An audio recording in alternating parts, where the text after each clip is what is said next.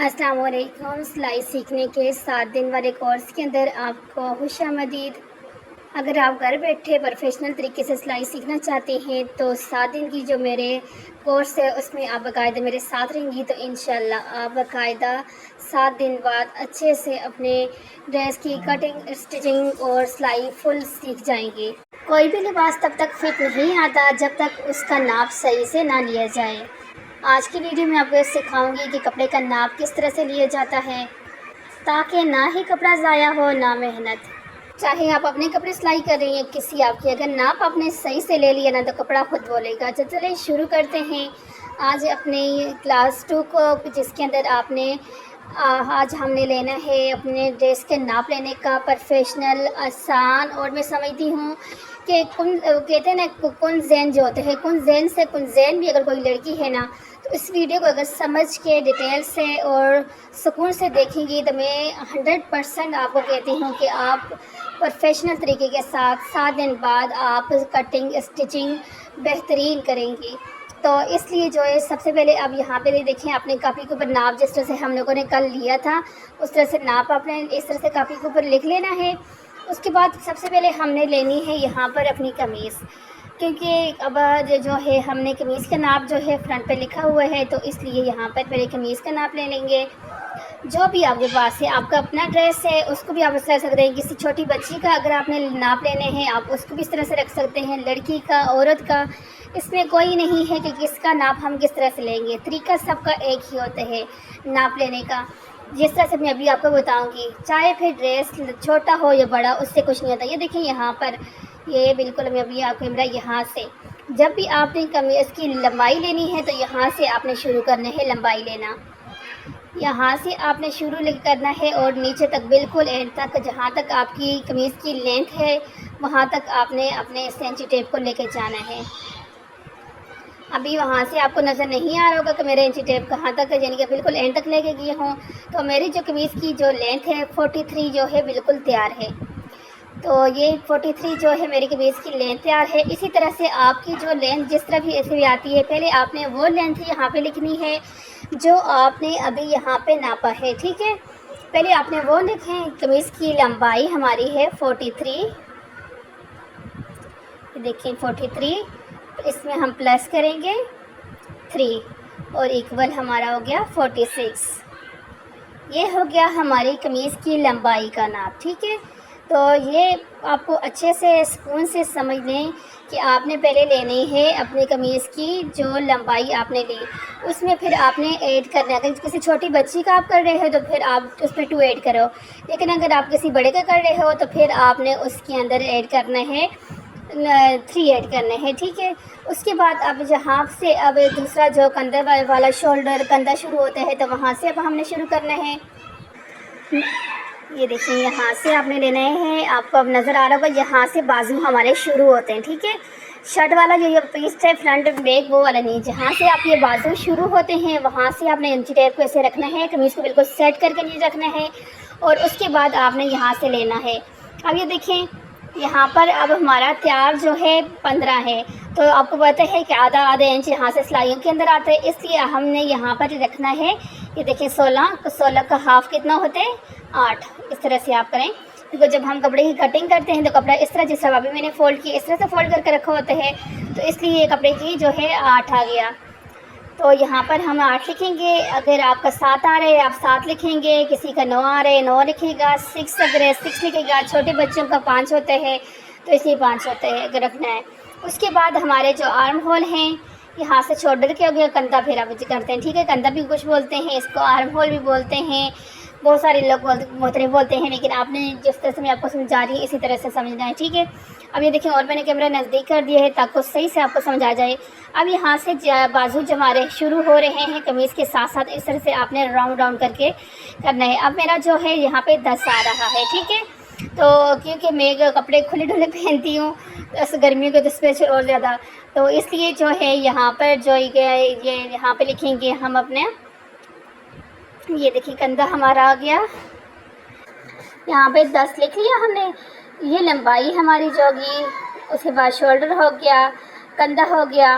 उसके बाद अब हमारा नंबर आता है चेस्ट का। तो उसका नाप आपने कैसे लेना है, बिल्कुल आसान तरीका है। अब ये देखें, यहाँ से जहाँ से आपने आर्म होल की अपनी ख़त्म की है नाप लेना, वहाँ से ही हमारा चेस्ट शुरू हो जाएगा, ठीक है। तो यहाँ से आपने बिल्कुल अपने कपड़े को नीचे खोल के रखना है, कपड़े के अंदर सलवट नहीं होनी चाहिए। और ये देखें, ये हमारा नाप जो है, यहाँ से हमने अपना चेस्ट का जो नाप है वो ले लिया है। तो 23 हमारा चेस्ट है, 23 ही लिखेंगे, इसके अंदर कुछ भी ऐड नहीं करना। मैं आगे चलकर आपको बताऊंगी कि आपने ऐड किस किस चीज़ में करना है और किस किस चीज़ के अंदर ऐड नहीं करना। तो आपको कैमरा यहाँ से हिलता हुआ नज़र आएगा, वो इसलिए क्योंकि जिस तरह से अब आगे पीछे आपका नाप जिस तरह ऊपर से शोल्डर से शुरू हुआ, फिर चेस्ट, अब उसके बाद है कमर। तो ये देखें, हमारा जो बड़ी लड़कियाँ होती हैं, औरतें होती हैं, उनका जो है यहाँ से नीचे चेस्ट से लेकर कमर तक जो गैप होते हैं वो 7 होते हैं, ठीक है। तो वहाँ से नीचे अब 7 इंच तक मैं नीचे आई, उसके बाद हमारा कमर शुरू हो गया। तो कमर की हमारी जो है 21 है, ये देखिए 21। अगर कोई इस तरह से फिटिंग वाले पहनते हैं तो ज़ाहिर उसका अपना वो है, दूसरा पहनते हैं, लेकिन शॉर्ट जो इसकी चाक की लंबाई होती है वो सबकी एक ही होती है। चेस्ट से लेकर कमर तक 7 इंच का गैप होते हैं, फिर कमर से लेकर ये हिप्स तक भी 7 इंच का गैप होता है, ठीक है। उसके बाद अब यहाँ से हिप्स, यहाँ से आपकी सिलाई ख़त्म होती है, आपके बंद सिलाई ख़त्म होती है, चाक खुले शुरू होते हैं, वहाँ से आपने हिप का जो है लेना होता है नाप, जिस तरह अभी मैंने आपके सामने लिया है। अब मेरा 24 है तो मैं यहाँ पे 24 लिखूँगी।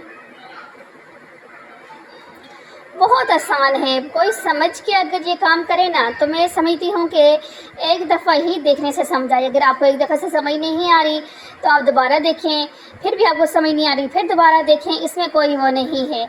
लेकिन इंशाल्लाह मैं पक्का यकीन से कहती हूँ कि आप इंशाल्लाह कर लोगे। अब मेरी जो बाजू की लंबाई तैयार है वो है 22।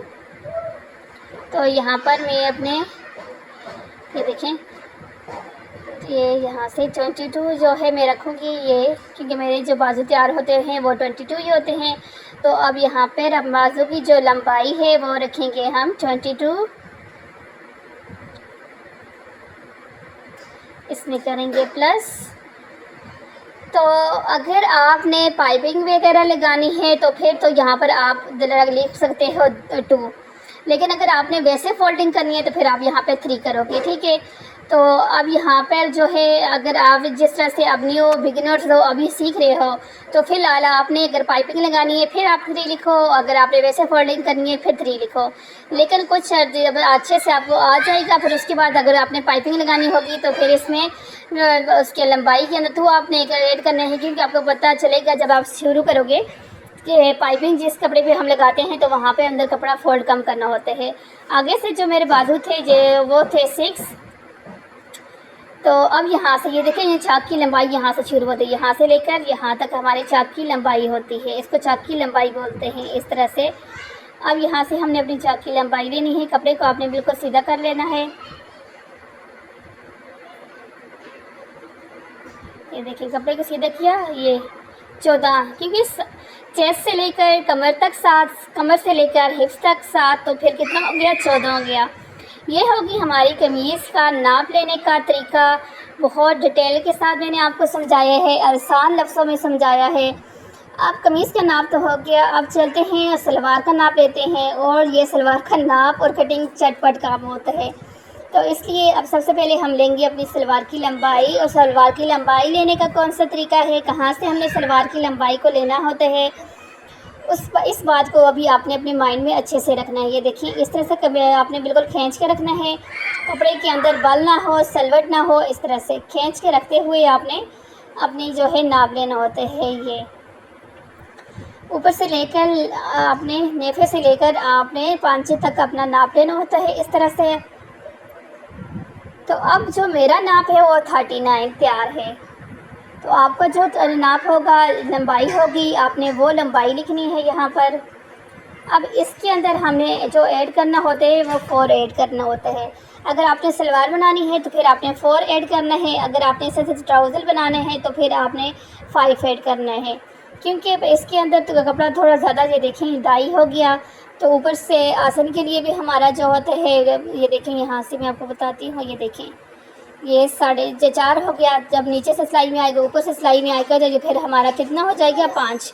तो इसलिए अगर आपने ट्राउज़र की कटिंग करनी है तो फिर आपने इसमें 5 ऐड करना है, लेकिन अगर आपने सलवार करनी है तो फिर आपने 4 ही ऐड करने हैं, क्योंकि सलवार का पांचा जो होते हैं वो इतना चौड़ा नहीं होता, ट्राउज़र का पांचा चौड़ा होता है।